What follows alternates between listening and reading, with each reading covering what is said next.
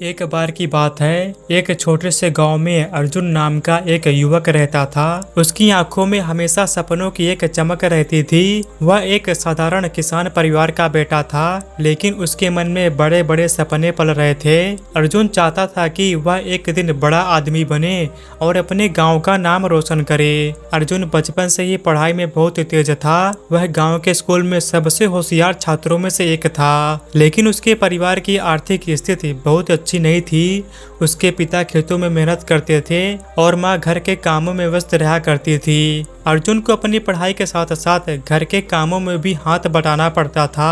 अर्जुन भी अपने माता पिता की मदद करने के लिए खेतों में काम करता था। वह जानता था कि परिवार की आर्थिक स्थिति अच्छी नहीं है, इसलिए उसने अपने सपनों को किनारे रखकर अपने परिवार की मदद करने का निर्णय लिया।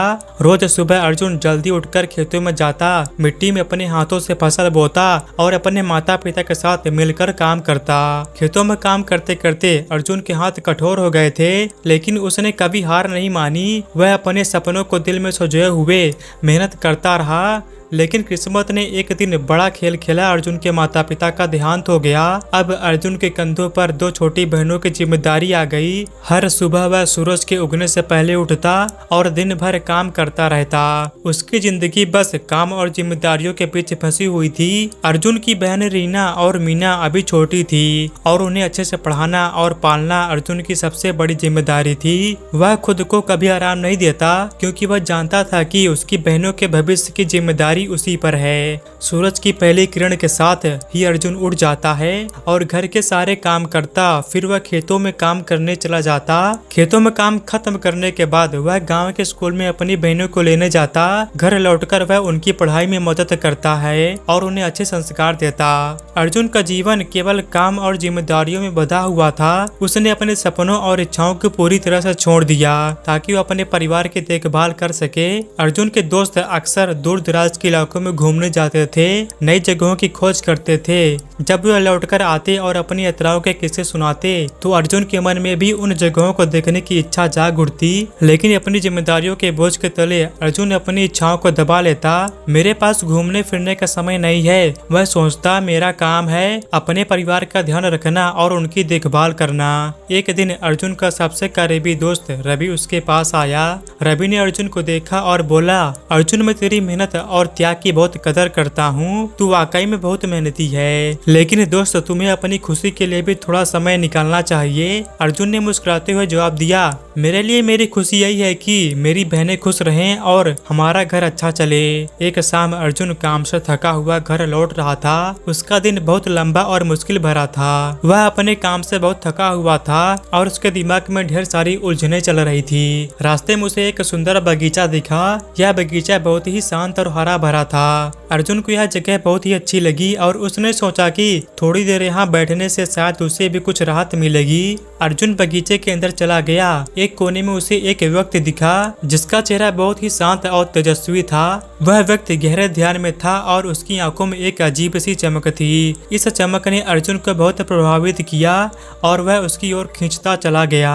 अर्जुन उस चमक से मोहित हो गया और धीरे धीरे उस व्यक्ति के पास जाकर बोला, क्षमा करें, मैं देख रहा हूँ कि आप बहुत शांति से ध्यान कर रहे हैं। मैं अपनी समस्याओं से बहुत परेशान हूँ और मुझे समझ नहीं आ रहा है कि क्या करूँ। क्या आप मेरी मदद कर सकते हैं? व्यक्ति ने धीरे धीरे अपनी आंखें खोली और अर्जुन की ओर मुस्कुराते हुए देखा। उन्होंने कहा कि मैं बौद्ध भिक्षु हूँ, तुम्हारी क्या समस्या है? पुत्र अर्जुन ने अपने दिल का बोझ हल्का करते हुए कहा कि मैं जिम्मेदारियों के बोझ के तले दब गया हूँ। मेरे माता पिता के निधन के बाद सारी जिम्मेदारियां मुझ पर आ गई हैं। मुझे हर दिन कई काम करने पड़ते हैं। इससे मेरी मानसिक स्थिति भी खराब होती जा रही है। मैं हमेशा चिंतित और परेशान रहता हूँ। मुझे नहीं पता क्या करूँ। बौद्ध भिक्षु ने ध्यान से अर्जुन की बातें सुनी और फिर बोले, पुत्र, जीवन में समस्याएं और जिम्मेदारियां सभी के पास होती हैं। सबसे महत्वपूर्ण है कि हम उनसे कैसे निपट सकते हैं। चिंता मत करो, हर समस्या का समाधान होता है।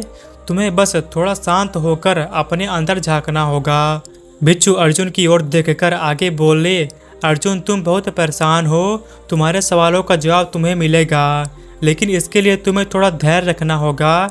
कल सुबह सूरज के उगने से पहले तुम मुझसे नदी किनारे आकर मिलो। वहाँ मैं तुम्हें तुम्हारी समस्याओं का समाधान दूंगा। अर्जुन ने बिच्छू की बात सुनी। वह जानता था कि बौद्ध बिच्छू के पास उसके सवालों का जवाब जरूर होंगे। वह रात भर सो नहीं सका क्योंकि उसे अगली सुबह का बेसब्री से इंतजार था। अगली सुबह की पहली किरणें जब धरती पर पड़ी, अर्जुन उठ गया। वह जल्दी से तैयार हुआ और नदी के किनारे चल दिया। रास्ते में उसे तरह तरह के विचार आ रहे थे। उसे लगा शायद बुच्च उसे कोई विशेष मंत्र सिखाएंगे या ध्यान की कोई विधि बताएंगे। जब अर्जुन नदी किनारे पहुंचा तो उसने देखा कि बौद्ध बिच्छू वहीं बैठे हुए थे। बौद्ध बिच्छू नदी की ओर देख रहे थे जैसे वे प्रकृति की सुंदरता में खो गए हों। अर्जुन बिच्छू के पास गया और झुककर नमस्कार किया। बिच्छू ने मुस्कुराकर कहा, अर्जुन, तुम्हारी समस्याओं का समाधान बहुत ही सरल है, पर इससे पहले हमें इस नदी के उस पार पहुंचना होगा। अर्जुन ने नदी की तरफ देखा और नदी बहुत ही विशाल थी और पानी तेज गति से बह रहा था। अर्जुन डर गया और बौद्ध बिच्छू से पूछा, बिच्छू जी, हम इस नदी को कैसे पार करेंगे? बौद्ध बिच्छू मुस्कुराए और बोले, अर्जुन, चिंता मत करो, हम इस नदी को अवश्य पार करेंगे।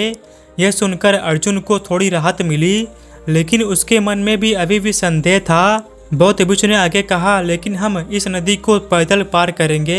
अर्जुन हैरान रह गया और बोला, लेकिन बिच्छू जी, पैदल पार कैसे करेंगे? बौद्ध बिच्छू ने धीरे से कहा, अर्जुन, धैर्य रखो।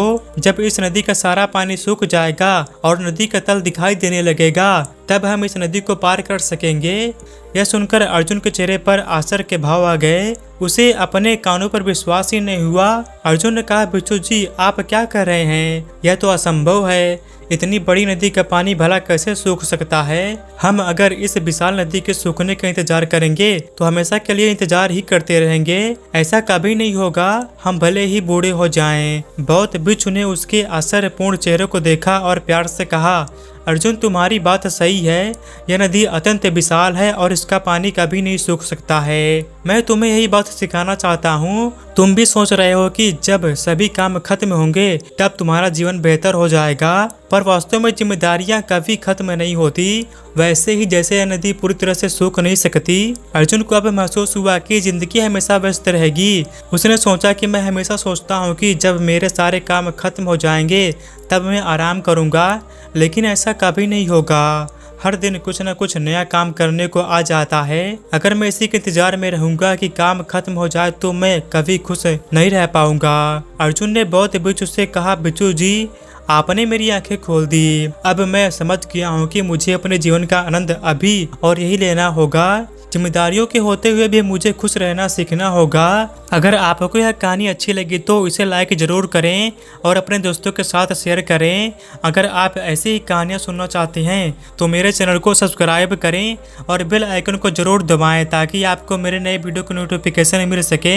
आप कमेंट में भी बता सकते हैं कि आप आगे किस तरह की कहानियाँ सुनना पसंद करेंगे।